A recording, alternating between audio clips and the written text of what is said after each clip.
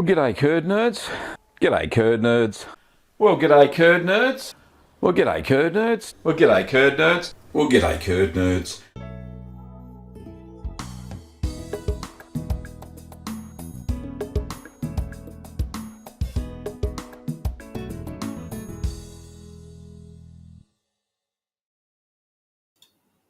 Well, g'day curd nerds, and welcome to another Ask the Cheeseman.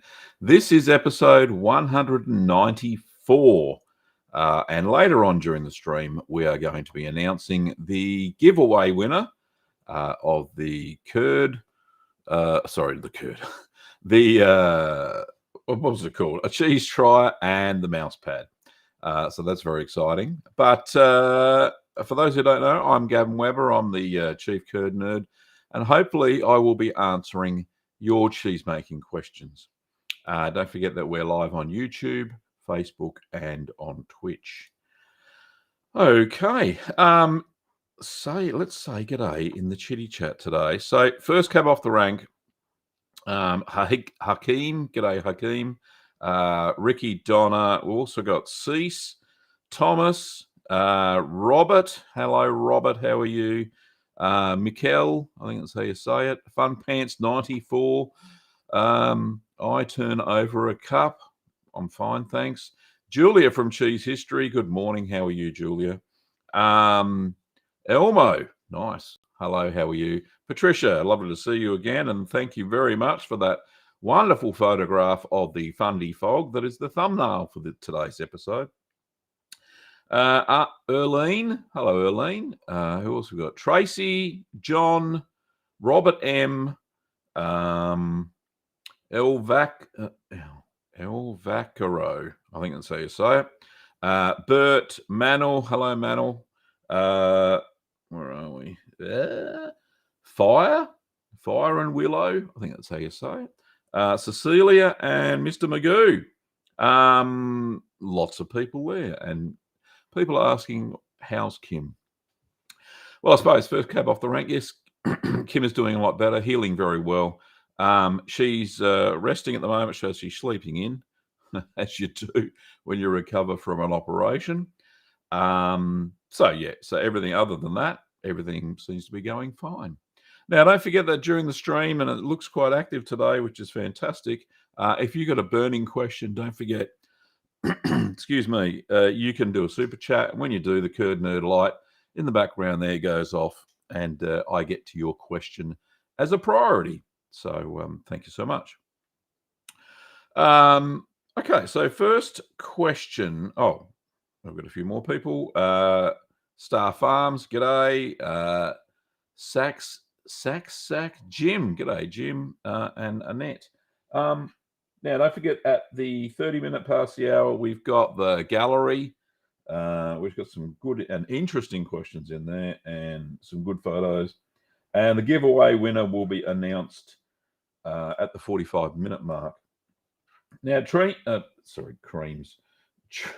Cheeses that I'm working on at the moment are not working on, but it's in the planning stages. So triple cream is a video I'll be producing soon. Gorgonzola, I haven't ever made that before, so that should be very interesting. When Patricia finalizes the recipe, no pressure, Patricia, I'll be making the Fundy Fog. And there was another cheese that was very interesting in one of the Ask the Cheeseman, in the gallery, and that was Jack in the Box, which is a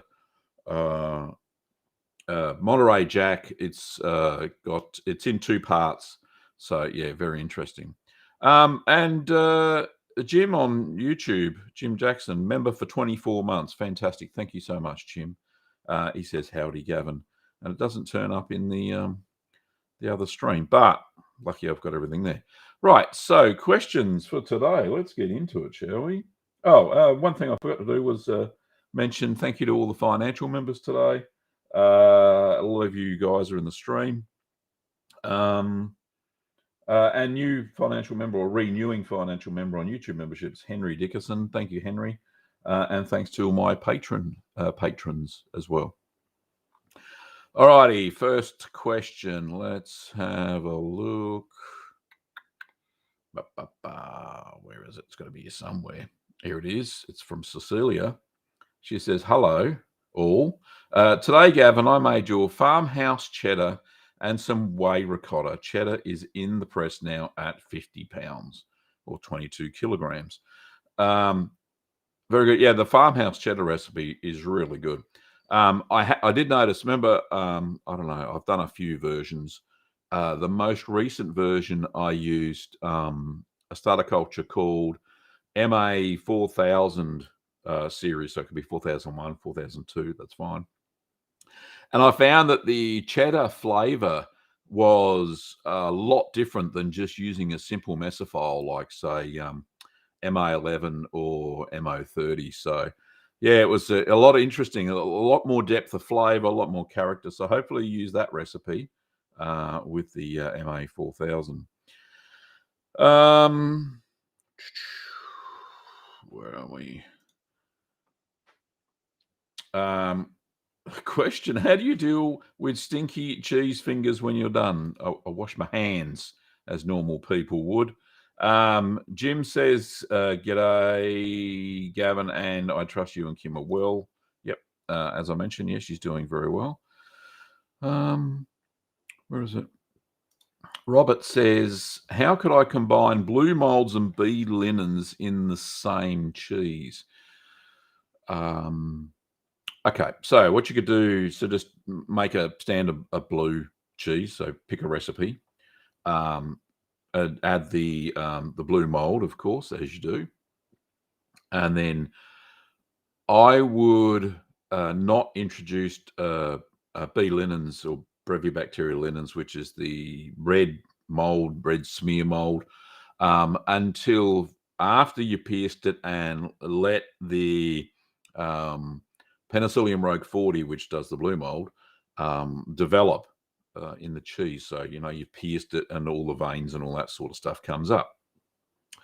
And then after, hopefully, fingers crossed, you've got some blue vein development in the middle, then I would start washing it with a simple brine solution that has been inoculated with Brevibacteria linens. Start washing the cheese. I'd wash it probably twice a week. I'd only wash it like 2 or 3 times with the bee linens, because once it gets established, away it goes. And then just keep washing it until it's ripe. And you should not only have a nice blue or blue veining or a blue flavor, you'll also have that very smooth and creamy flavor that the bee linens imparts into the cheese. So hopefully that works. There's a suggestion anyway, Robert. Fun Pants 94 says, in the past you've made Munster, but it was contaminated with blue mold. Oh, okay. Do you have any plans in making another one? I hope to make one this week sometime. The Munster, I think I made small ones. And yes, they were contaminated with blue mold. So just make sure that when you wash frequently and you won't have anything, because the blue mold doesn't like the excessive moisture and excessive salt as well. So Jenny says, just a random hi from Houston, Texas. Hi, how are you? Jenny? Yes, Jenny. Okay. Here's a question from El Vaquero. Says, I was watching a video on 18th, 19th cheese making, and they use raw milk with no culture. Yet I see some using a culture with raw milk. Why use a culture on raw milk? Safety or flavor? So it's not safety per se. Raw milk is raw milk. It's full of lactobacteria, as it is. It would be for flavor. So depending on the type of cheese they're trying to create, raw milk has, and depends on where you live and the environment the cow was brought up, and that will determine the load or the different types of lactic bacteria that are present within the cheese. It's more for flavor. Erlene says, have you ever used Kefir as your culture? No, I have not. So I have no experience on that. Steve says, hi, everyone. And Steve is the wonderful producer of curd harps. And if you're into that sort of thing, there should be a description link down below for cutting your curds. Joe says, good morning, Gavin. Very chilly morning here in northeast Tasmania. Indeed, I think it was 5 degrees when I woke up this morning, 6 o'clock. Joe, here in Melton in Victoria as well. So, yeah, it's this La Nina effect we're having on the east coast of Australia and a little bit southern Australia is very cold this year. You know, in recent years, we've already been swimming in the swimming pool at this time of the year. So, yeah, really cold. Fun Pants 94 says, can you vacuum seal a washed rind cheese like Munster or Limburger to preserve it long term with a red smear to get funky? Hang on, I'll just get to that in a sec. Got a super chat going on there. I will. Oh, thank you, Tracy. I'll get to that in a second. Can you? Yes. So if you washed it for what, 2 months old, usually they're ripe within 8 weeks. But if you really want to preserve it, so long-term preservation, so like you want to store it in the fridge afterwards, yeah, definitely. You can vacuum pack it, store it at 4 degrees Celsius. It won't get any funkier, and it won't ripen much further at that very low temperature. So I think that's what you're asking.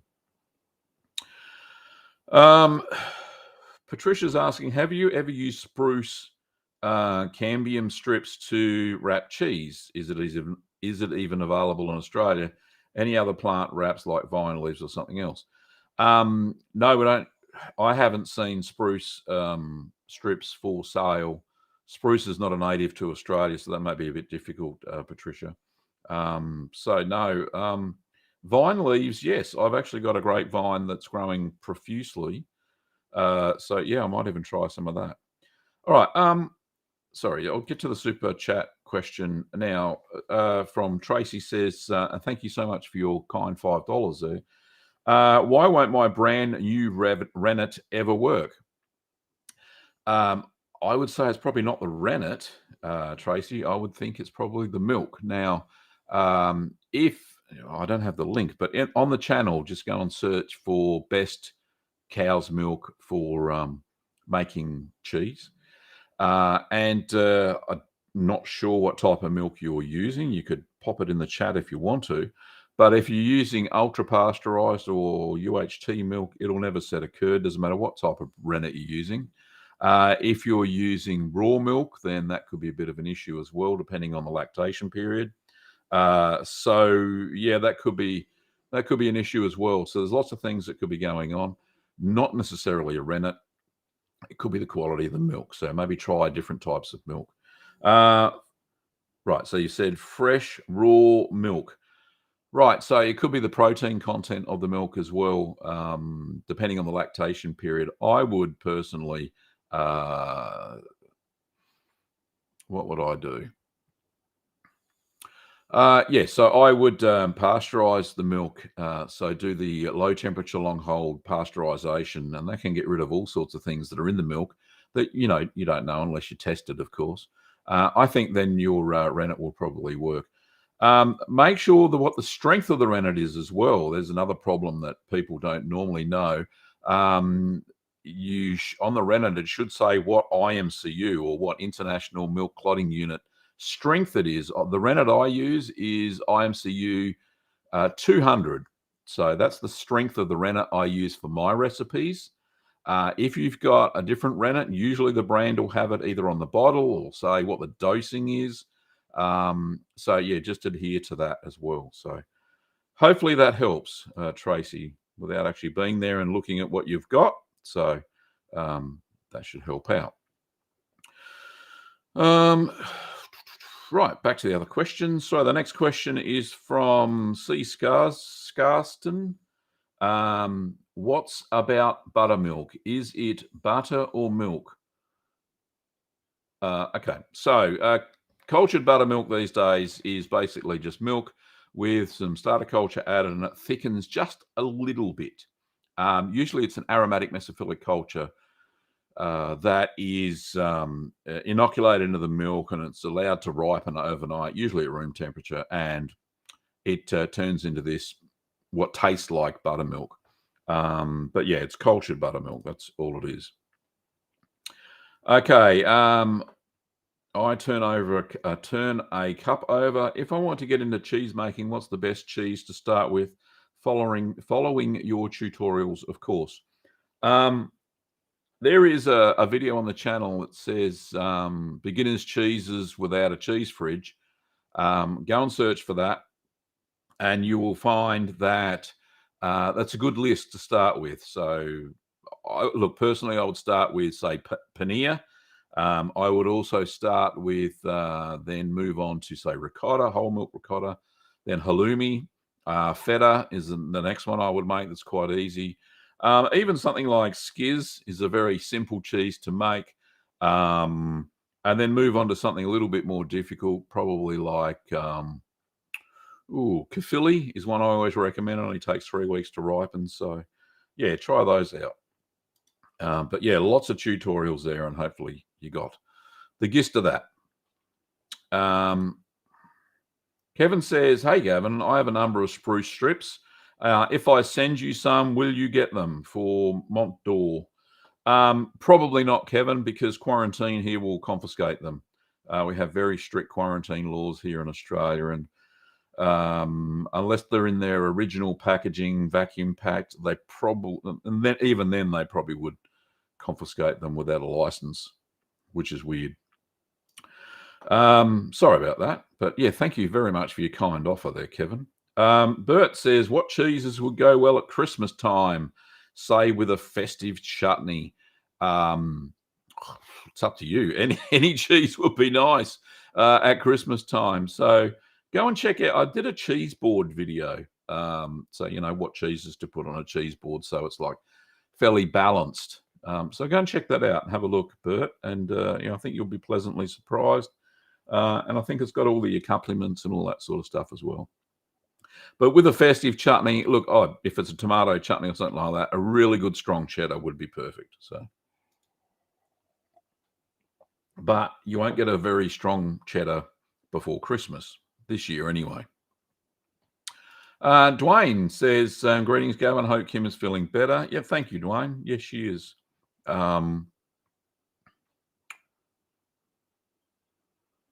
Okay. Next question's from Robert. Says, if I wash my blue gouda with tap water, would this create large fishes for the blue mold to grow into?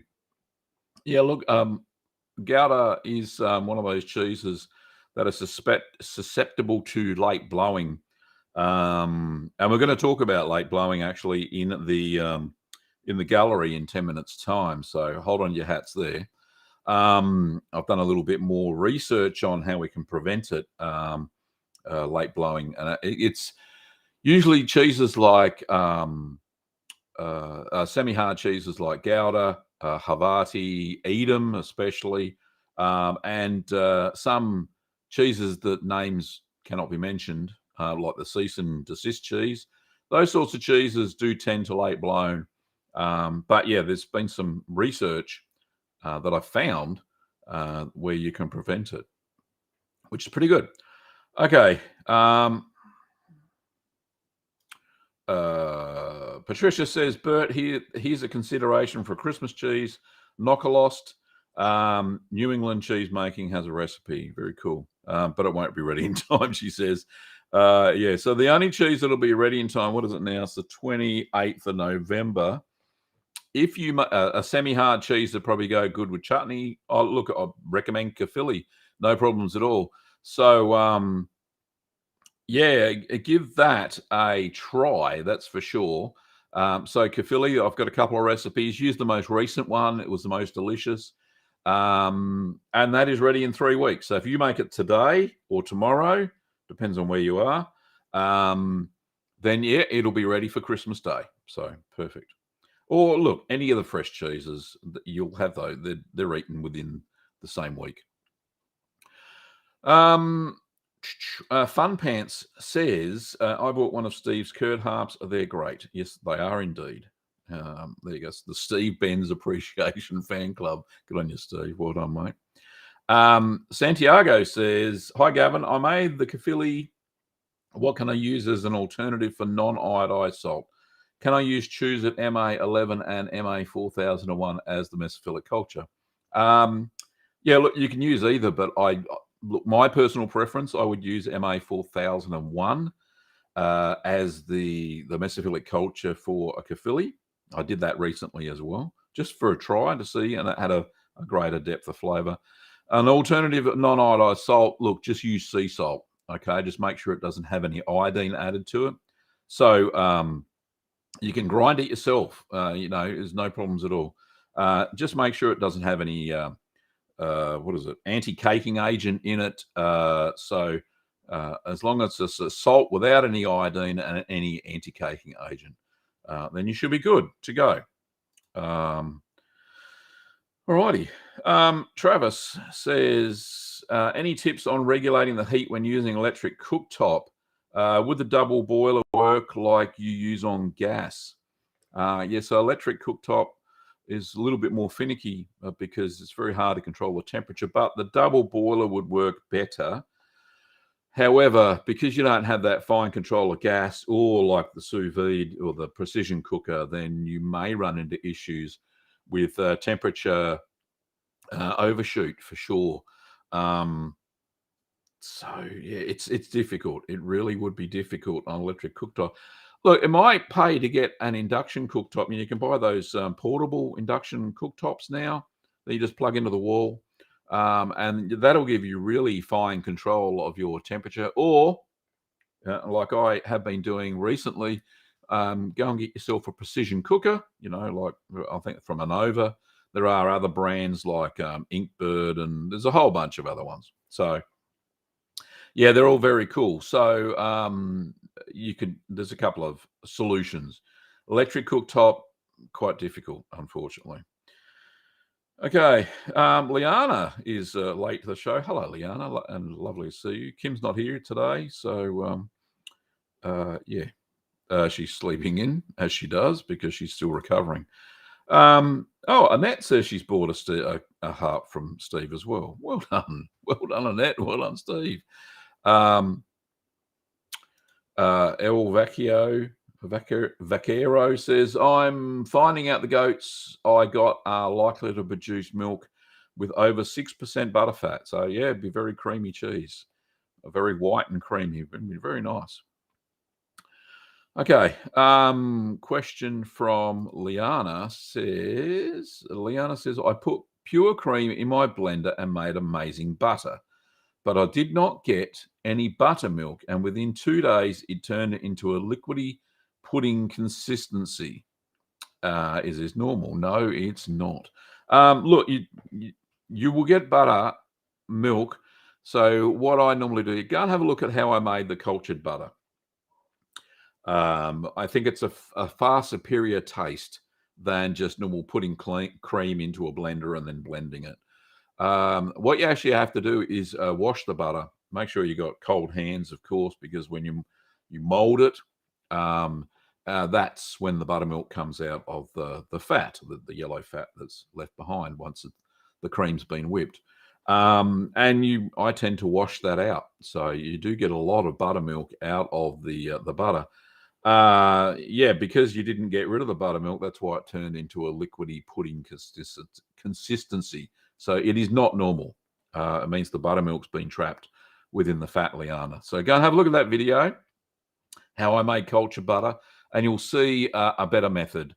I think I'm just using a jar to shake it. You can do that, but you can use the blender as well. But you've got to culture it first. Tastes much, much better. Santiago says, Gavin, my last question, do I have to pasteurize my milk? It is completely raw. It's up to you, Santiago, but it does solve a lot of problems if you do a low temperature long hold pasteurization to your raw milk. You'll find that it will get rid of things like late blowing, which we're going to talk about in a second. It'll also get rid of any bad pathogens that may be there. If it's your own milk, then probably not. It depends on how mucky the udders of the animal are. So, yeah, go and check out. There's a video called Low Temperature Long Hold. I don't have Kim here to pop the link in, so you'll have to go to the YouTube channel and go and search for that. So,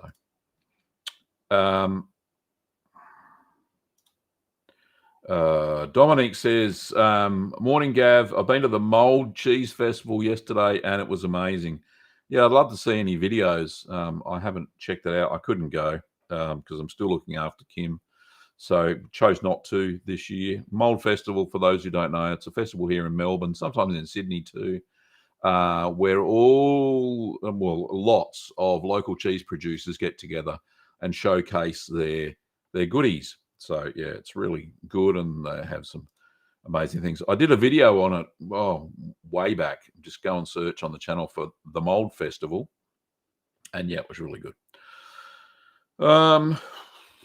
What time is it? 4 minutes to go before the gallery, but we'll soldier on. So Habib says, hello, Gavin. Will there be a big difference in taste after aging a hard cheese in a vacuum pack and those aged with a natural rind and taken care in affinage? There can be, because the vacuum pack in some hard cheeses, it'll be, if it's in vacuum pack, it'll be a lot moister. Natural rind aging hard cheese will allow a lot of that moisture to evaporate off, and the cheese will be a lot harder. So that'll be two differences in taste or texture, that's for sure. So yeah, that's a bit of a difference there for sure. Other than that, yeah, you may get some funky molds on the outside of your naturally aged cheese, which add to the flavor for sure. So that could be a consideration. So there's some things to think about, Habib. Last question before the gallery, and this is from Liana. It says, what about a cheese challenge for us? Give us a cheese and allow time to make and age it when we can catch up and compare. It might push me to make cheeses I would otherwise not have made. That's a good idea, Liana. So I think a couple of years back, I did 6 cheeses to make in 2020 or something like that. So I might do something similar just at the turn of the year for New Year. So within the first week of the new year, and challenge people to make these, 2 or 3 cheeses or something like that, and then send. Then when the appropriate time has passed, as you mentioned, to send in photos for the gallery and show everybody their creations. So that's a good idea. So certainly write that down. Cheese challenge. So cheese challenge. So actually, over on the Learn to Make Cheese Facebook group, which I'm a member of, and there's some really great cheese makers there, and newbies asking questions, which is fantastic. There's some great administrators. Very friendly mob, that's for sure. So no snarkiness, no bitchiness, if that's a word. So yeah, really good Facebook group. So go to Learn to Make Cheese, and you'll find a lot of help there, and they do challenges all the time. I think Tracy, one of the administrators, has got a challenge going on at the moment. So yeah, so it's all good fun. But yeah, thanks very much, Liana. So let's get into the gallery. Let me just find the pictures. Window. Oh, I've got to open it first, so that helps. Okay, so share. Here we go. So, and the alarm's just told me. All right, so this is from, who's it from? Addie, who's normally known as Townsteading. So I haven't seen Addie on the chat, but let me just find the little message that goes with it. There's a big discussion here. So Addie says, hello, it's Townsteading here. Pulled out a Colby that was aging and was really excited. It smelled good when I looked at it out of the vacuum pack and it felt firm. Then when I cut it open, well, you can see the problem. Smells fine and tastes fine, but oh my goodness, the holes. All right, so let's have a look at the next photo. There it is there. So a couple of things could be going on. So she says, what am I doing wrong? Our boudicaes are totally blue. I think the second cheese we ever tried to make. And then we had fine luck with Kefir Manchego, and then this. I just put a Gruyere into age, and I'm worried I'll open it up at 6 months, and it'll look like this.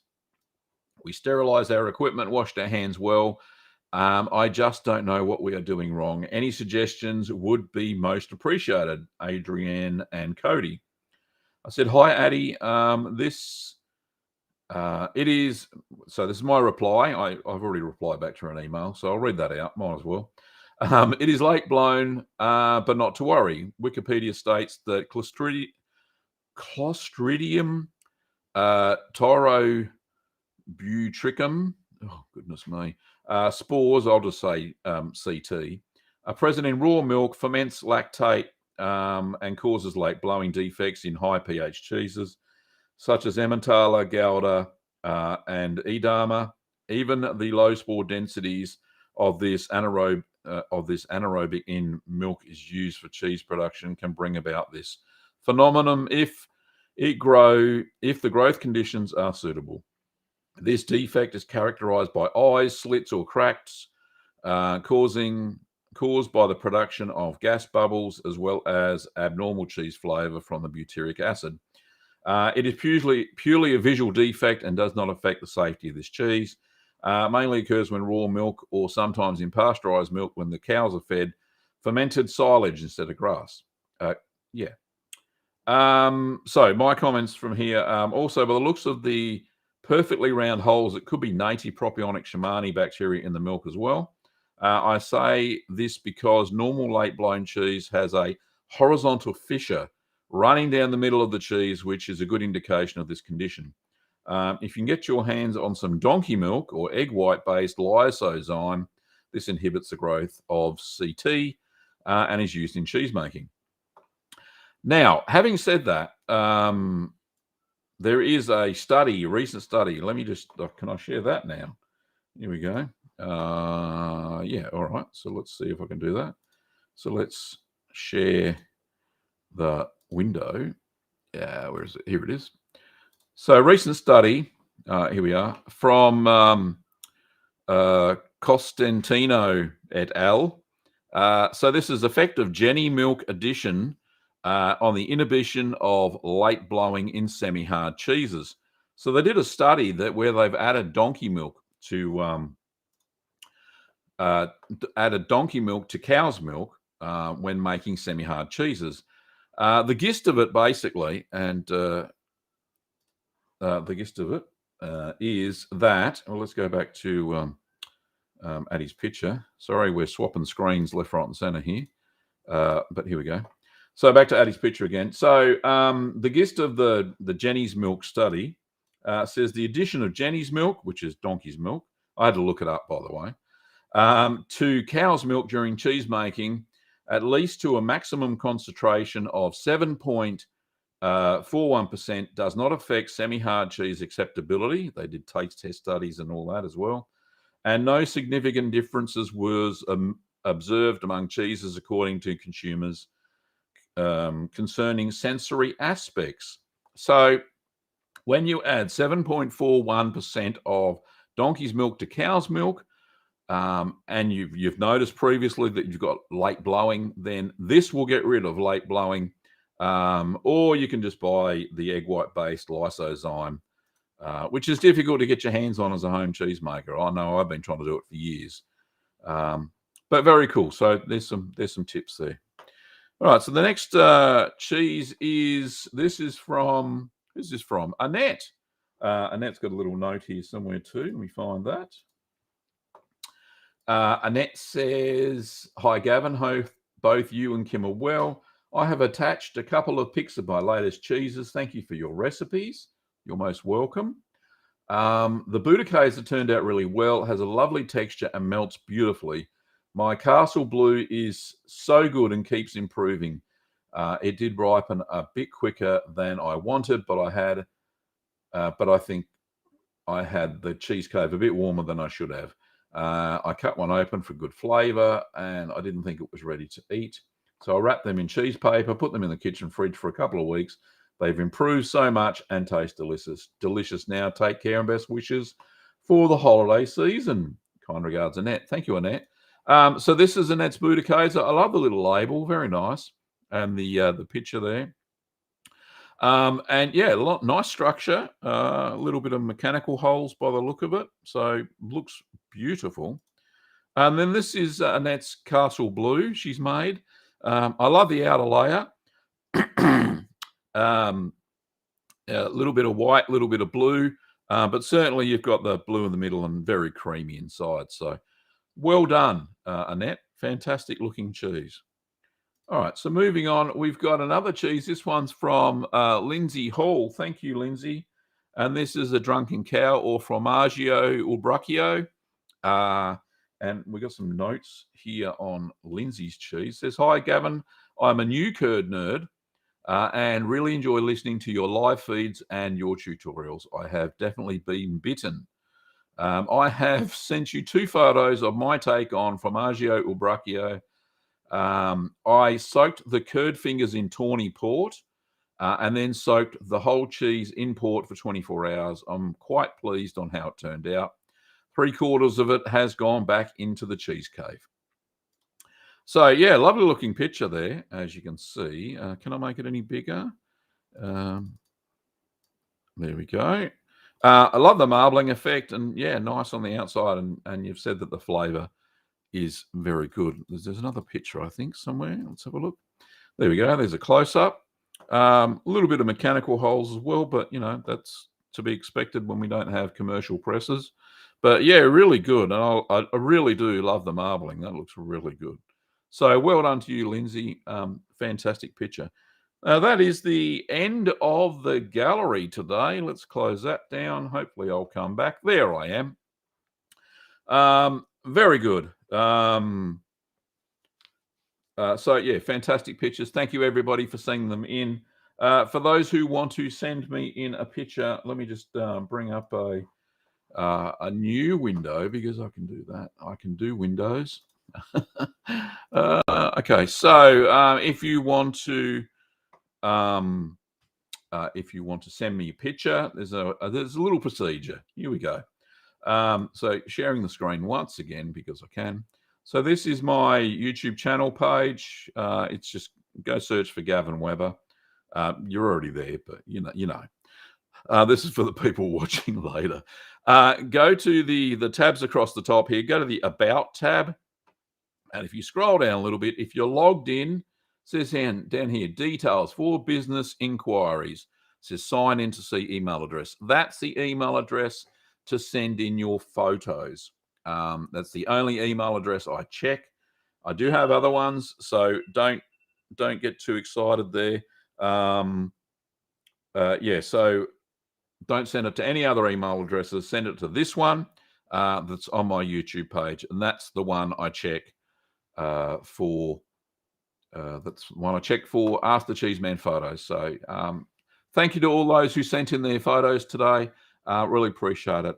And I will be selecting one of them for the next thumbnail for the next live stream. So very cool. All righty. Let me have a look at the next question.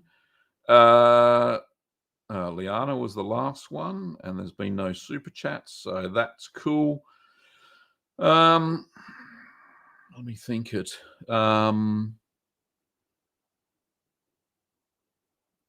Jim says, Santiago, think about it. Cheese has been around for a couple of thousand years. Pasteurization's only been around for several decades.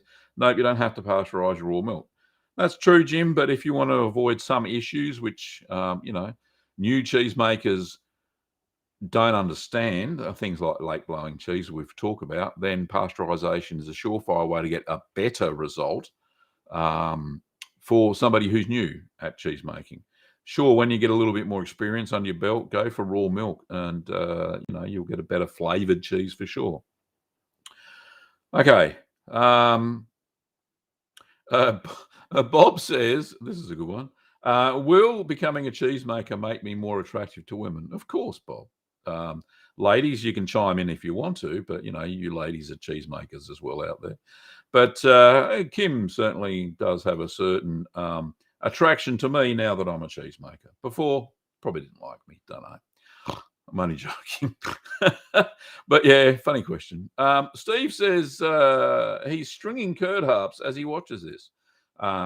Good. Demand must be high, Steve. So that's good.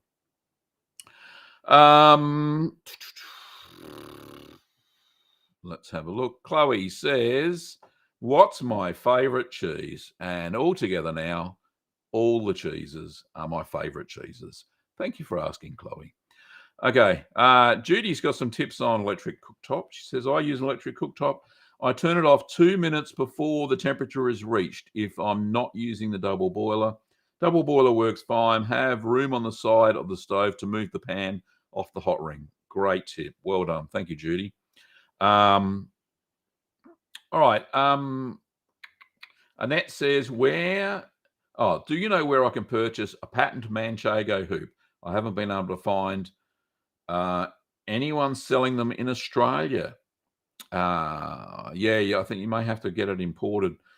Not sure. Not sure. So in Australia, have you tried Cheese Links?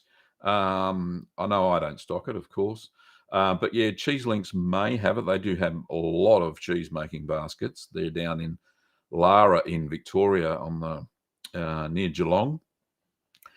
Let me think. Who else? Can't think of anybody else in Australia that would sell them. Maybe cheesemaking.com.au. Graham may have some there. But other than that, I can't think of any other suggestions. You may have to get it imported. I think New England Cheesemaking Supplies or cheesemaking.com may have some. So, yeah, that's a suggestion. Let's have a look. Have I any more questions? Let's have a look. Yep, great gallery pictures. Patricia says that making cheese never made me more attractive to women. Yeah, thanks, Patricia. I knew you'd say something like that. Okay, question from A Cup Turneth Over. That's what I'll call it. What would happen if I put a cheese in a cup, and as the cheese matures, turn that cup over and over 100 times? What would happen? You'd have a cheese that's very well turned. That's what you'll have. So, yeah, I know it's a play on words. Chloe says, I'm a cheese newbie. What cheese would you suggest I make? As I mentioned earlier in the stream, go and check out a video that I made called Beginner Cheeses Without a Cheese Fridge, and you will have a lot of success there making those cheeses. Okay.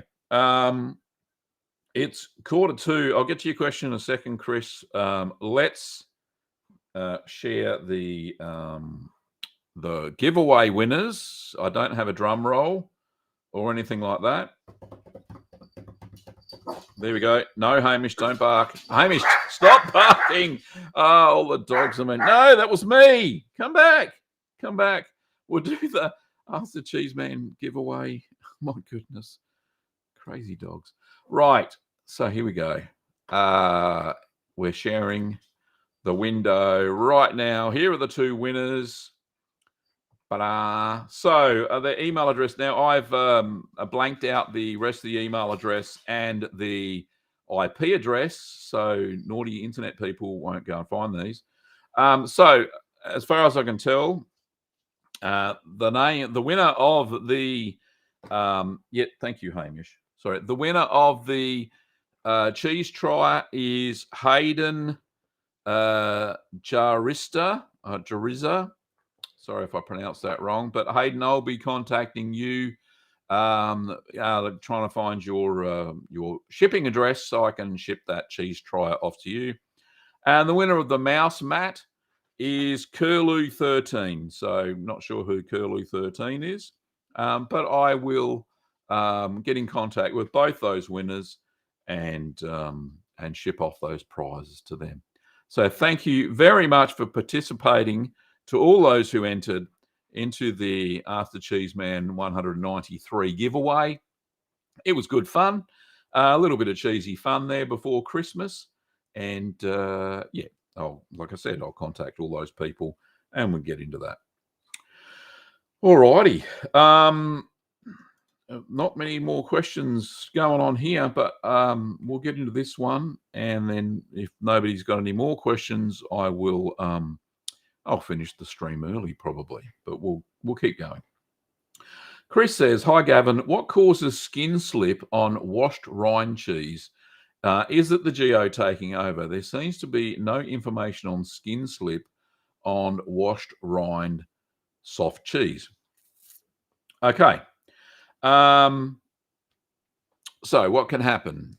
Skin slip's normally on white mold cheese, not necessarily on washed rind cheese. Washed rind cheese, as the cheese ages, the rind gets thicker and thicker, and really there isn't any skin slip. The Geotrichum candidum is preparing the surface or raising the acidity of the surface of the cheese so the brevibacterial linens can grow a lot faster and better.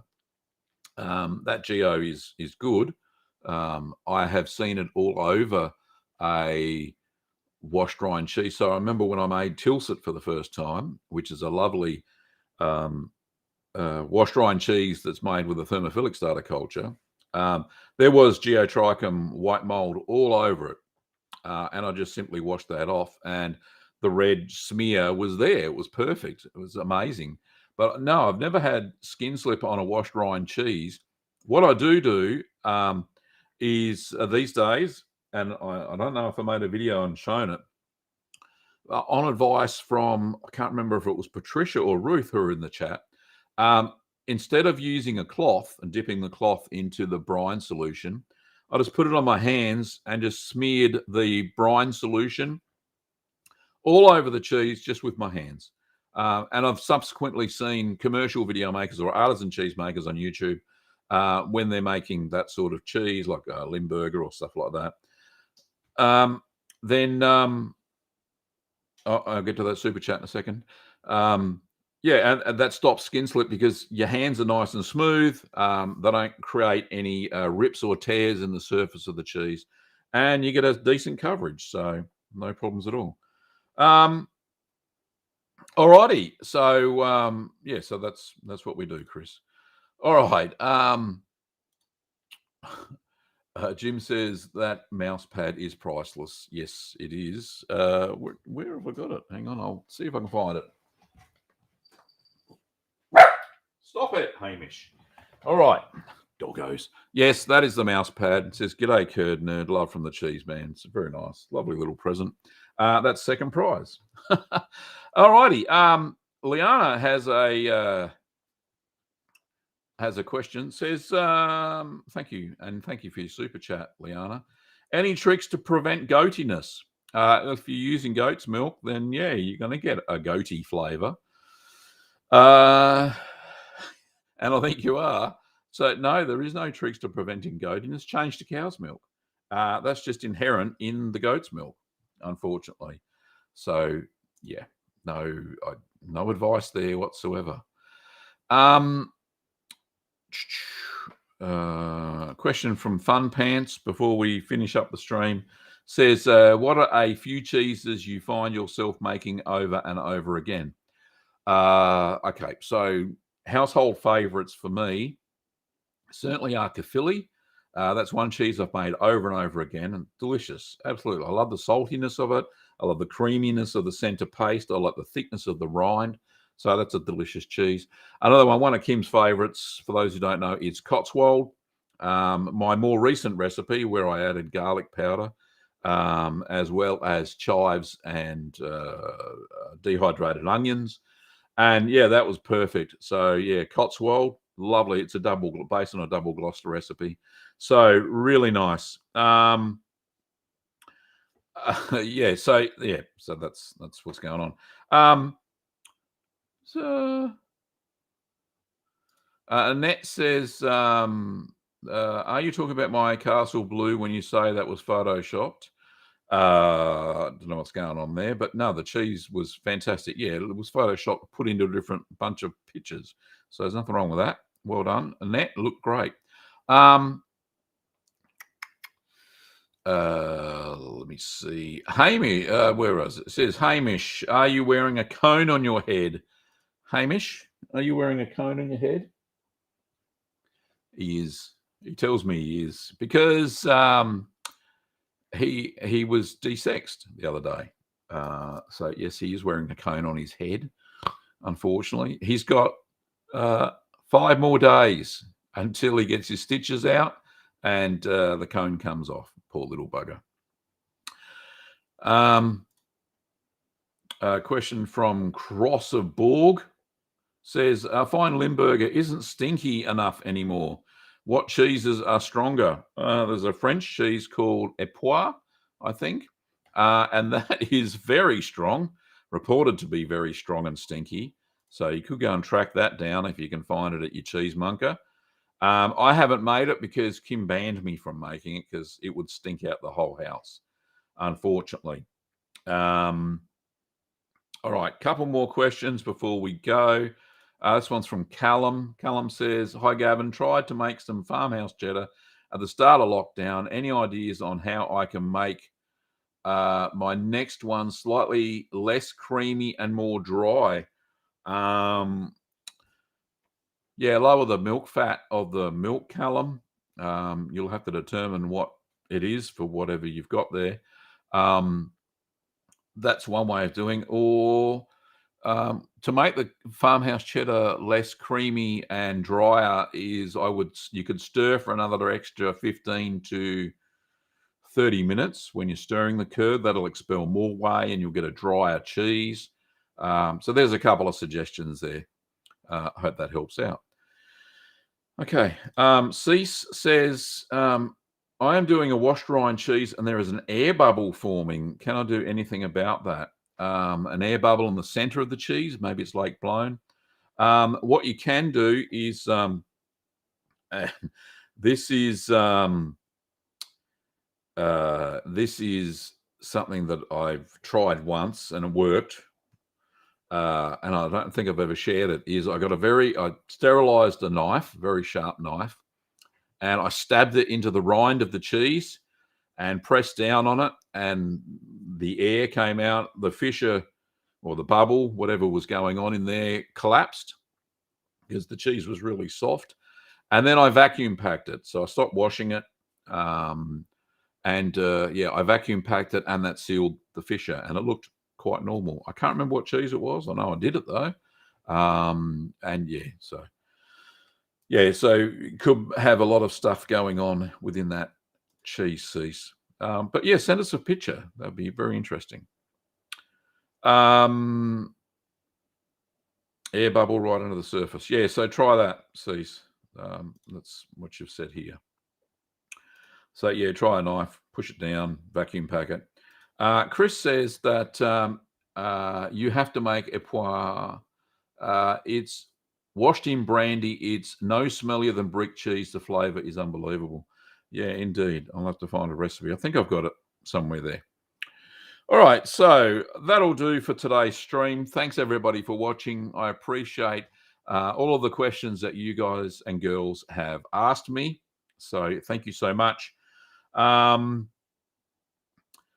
If you want to send in your pictures to the Cheese Gallery for next week, do so. Just like I said, go to the About tab of the channel and find the email address. Don't forget that you can I have a beginner's cheese course that's fully online. Just go to courses.littlegreenworkshops.com.au and you can become a member of the Curd Nerd Academy.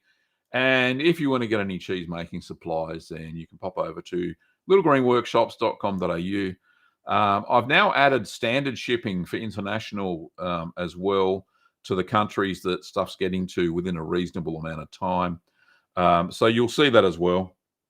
But you can get your cheese supplies over in our store. That's the store run by Kim and me. And if you really want some cool merch like this cup, Certified Curd Nerd, you can pop over to cheesemantv.creator-spring.com, or just go to Teespring and search for us, or Spring, whatever they're called today. Or if you're on YouTube, you can go to the merch shelf down below. Both my ebooks are there as well, the cheese making ebooks. Yeah, it's all very exciting stuff. Alrighty. So we'll finish the stream now. Like I said, I'll be back next week. Hopefully Kim will join me because she's starting to feel a lot better. And that will be fantastic. But until then, thanks for watching, Curd Nerds, and I'll see you next time.